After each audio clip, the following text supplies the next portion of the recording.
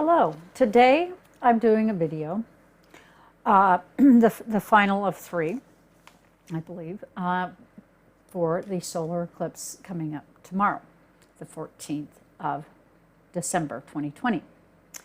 And basically I have, here is the chart, and what I'm going to be doing is discussing the aspects as I see them occurring tomorrow. Now, there's a couple of different things to keep in mind, mainly because we have so many planetary aspects taking place. For instance, the 21st of December 2020 is the solstice, and that's a 7, or a day of divine truth. And then we have also on the 21st, the North Star. And I could say that the last really notable North Star that we are aware of was when we have the story of baby Jesus. So a baby in the manger, if that does not put us into the direction of hope, you know, according to our traditions and religion and so on and so forth, well, you know, I don't know what would. And so I just want to point these things out as I observe them. We have Sun in Sagittarius, Sun conjunct Mercury. So this is our communication. Sun square Neptune. This is something that is very concerning at this time. This Sun square Neptune, our thinking is a little foggy. We're kind of in the mystical range of our thinking, and I think that it's going to lead to chaos and riots. Whether that happens tomorrow or begins to happen tomorrow, I'm not altogether certain. The influence from the eclipse is a 6-month cycle. Okay, so we have Sun square the midheaven. So our preoccupations, our divine passions. It's the social, cost to career and home. This is ruled by Jupiter, the expansion. So I'm expecting to see some trouble out there tomorrow for those who feel that Trump won. And unfortunately, at this time, they're being told by Trump that in fact that Biden didn't win. So this is very concerning at a time when we're going into the Aquarian age, which, mind you, this is air, and we have an airborne virus that is raging. We can't seem to pull our head out of politics and our own personal problems long enough to catch our breath and realize that the very air we breathe right now is dangerous. So do keep that in mind.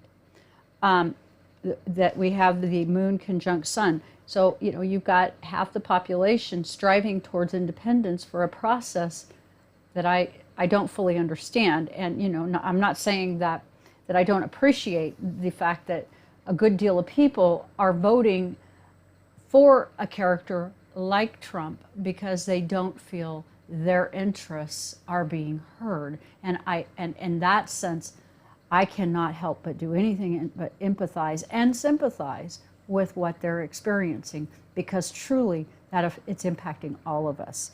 It's just that we're viewing it from a perspective that is different. So, okay, we've got moon conjunct Mercury, saying what you mean. And Neptune is saying, take a time out, choose empathy, choose denial, but choose something, okay?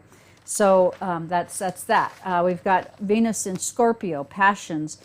They're not lukewarm, and they're possessive. They're political. They're designed to win. And you know, this is in the 8th house. You know, and you got a lot of police officers, detectives. You know, that kind of energy in the 8th house. And so they aim to win. Okay, their aim is to win, and it is frightening because they're not considering some things. They're not considering us.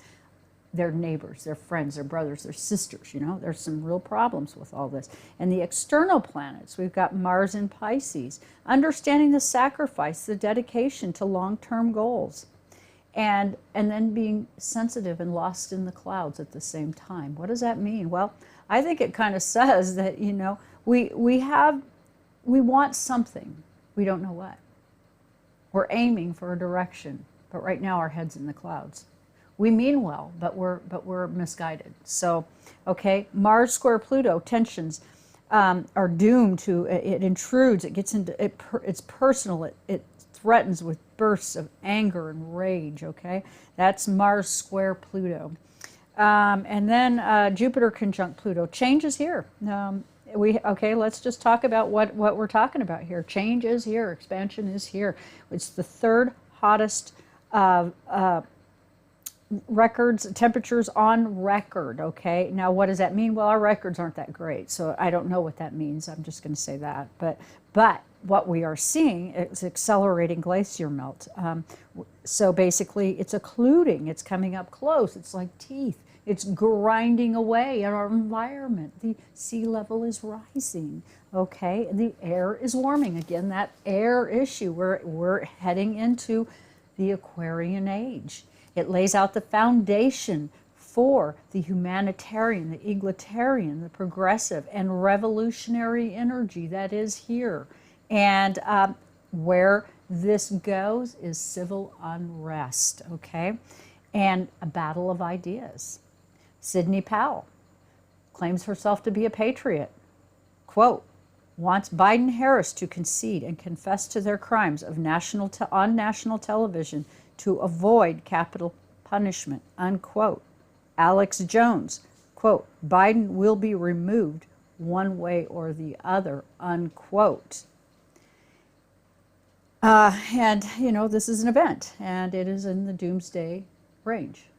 And, you know, we go back 800 years, and we had the Christians versus the Muslims. It's energetically, it's not that much different, and we are on the precipice of civil war in this country, which is unbelievable, folks. That's just unbelievable. But 800 years ago, some of the events that took place, just for example, of civil unrest, was Spain and Portugal, Christians versus Muslims.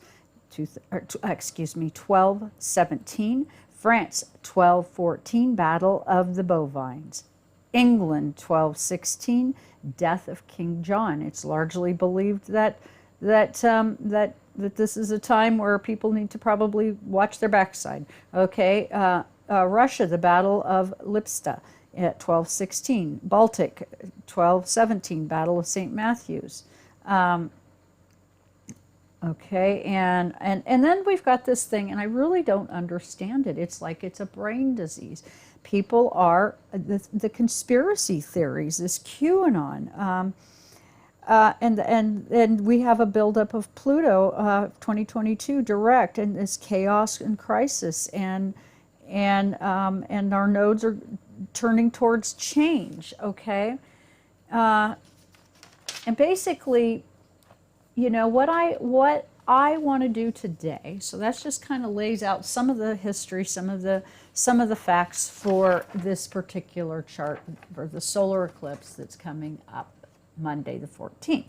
Now, my question is not on that chart, but on the Declaration of Independence. How will this day unfold in relation to our Declaration of Independence? Because it is my understanding that we have a system, that we have rights in our system. We have the right to vote. We have the right to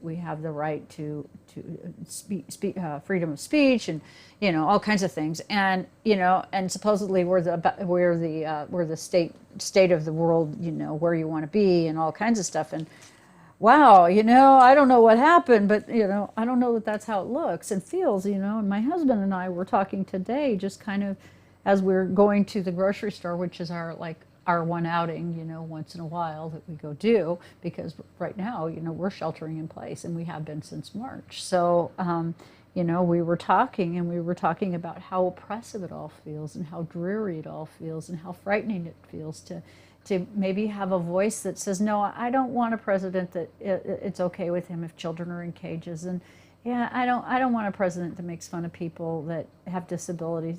Yeah, I don't want a president that makes this about everything about politics. That's not a president I want. Now, do I want Biden? I don't know, I don't know. He hasn't shown me anything exactly yet. I don't know. So with that, I want to know what's tomorrow.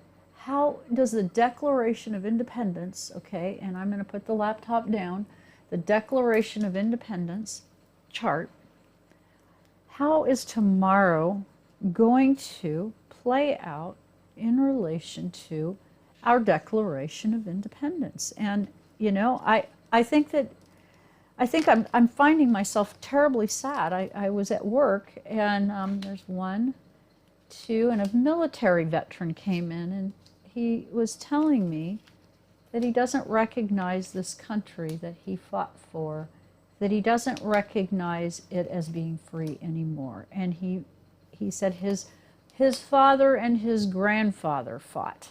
And he says, and to give it all up, and for what? And I can't say I disagree with him in some fundamental way. So with that, let's go ahead and put the cards back together, and let's take a look at what we got. And we are asking this question about the energy of the solar eclipse tomorrow in relation to the Declaration of Independence. Because I personally thought that the Declaration of Independence meant something. And right now, I'm not sure. I don't know. Maybe I thought it meant something. 5, 6, 7, 8, 9, 10, 11, 12. Okay, so we're going to use the Declaration of Independence chart. We are not using the solar eclipse chart, although I read you the aspects of the solar eclipse chart. We are now just simply asking the cards in relation to the 14th, tomorrow. I'm feeling like we're on the edge of civil war. I don't know that we are, but that is how I feel. And it starts out in the Declaration of Independence. We have Venus in Gemini. We have, and conjunct with Jupiter in Gemini. So how we see ourselves and the way we provide information is expansive.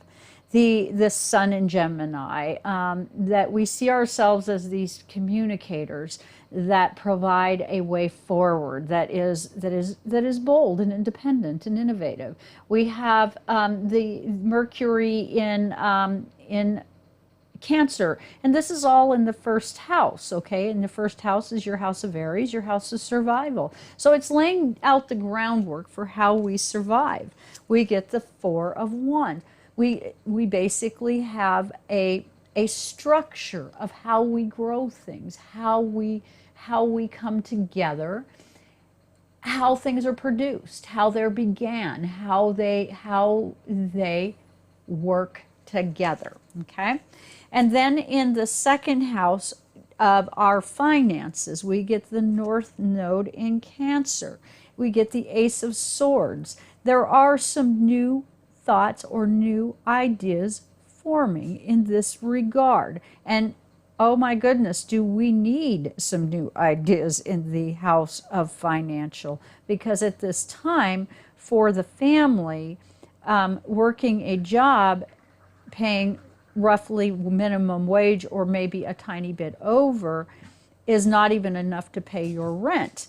And so, yeah, we have some real issues with our working class people, and I do think that this has led to some really fiery aggravation at the working class level. And the white working class people who are essentially tomorrow not going to maybe like what they hear, they're vulnerable, okay? They're very vulnerable, because the truth is that this particular democracy, this particular situation, if their candidate lost, no matter how much devotion they show to him, they could be going to prison for their actions. So do keep that in mind, okay? And in the third house of information, you have Neptune in Virgo, and that's how it plays out. And do you choose empathy? Do you choose denial? It's opposing the ninth house, and we get the Hanged Man. That that energy, that choosing empathy over, it's hung up. Why is it hung up? That's disturbing, you know, and that does lead us to, you know, people feeling you know, that the information is hung up. That is why people want to bring out arms and go to task. So, you know, and that's a major arcana. We've got a hanged man. We're just hanging here, okay? And we're not really getting to the truth of things, and that's kind of scary. Okay, in our fourth house, we've got the Ten of Cups. We've got, and that's our house of mother. You know, basically how we feel. I mean, you know, do we feel loved, protected, heard, engaged in a familial sense. I mean, the truth is that we spend, you know, however many years in our childhood growing up, and then we have to spend the next so many years recovering from that childhood. So, you know, and this is this card of our childhood and its limitations, and we get this happy family card, this Ten of Cups, you know, us celebrating. Well, I certainly hope we're going to be celebrating tomorrow. I certainly hope so, okay? Because really, I'm tired of the stress of this presidency. It really didn't work out well. I think that I understand why people chose that, but I also understand that he wasn't particularly well suited. And then in our house of brother, sister, friendships, and relationships that are kind of like our fundamental early relationships, we've got the world. You know, that the world is going to maybe take a breath of relief because, you know, I don't really know what brand of politics this was. And I can say that I wanted change as well. I don't really agree at all with our two-party system. But because I have nothing to offer in terms of what, if not that, what would you want? I don't really have any idea. So it's kind of a strange thing to have a problem with something, but not have any idea of what the solution or a way forward is. And I think that that's kind of where we're at. Okay, and then we have Venus in Scorpio in the sixth house of career. We get the Page of Swords. That yes, there are people out there, and now this is in career, you know, on the job. There are people that definitely want to cut this presidency down. They want to cut down Biden. They want to cut down Kamala Harris.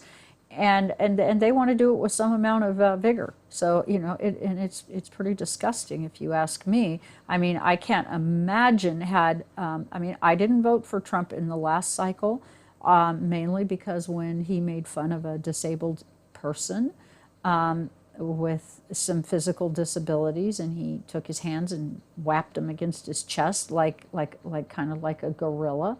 That was it for me. That was it. I was like, nope. That's a mean person. I'm not voting for that person. So, and that's really where I was at. I think at the time I was actually thinking about Rand Paul. So I was really thinking out of the box, folks. And I'm just telling you. Okay, so in the seventh house of partnerships, we have Pluto and Venus, where in this house, you know, that's going to be our secrets, and it isn't going to look pretty. They're going to try to make it look pretty. It isn't pretty, folks, okay?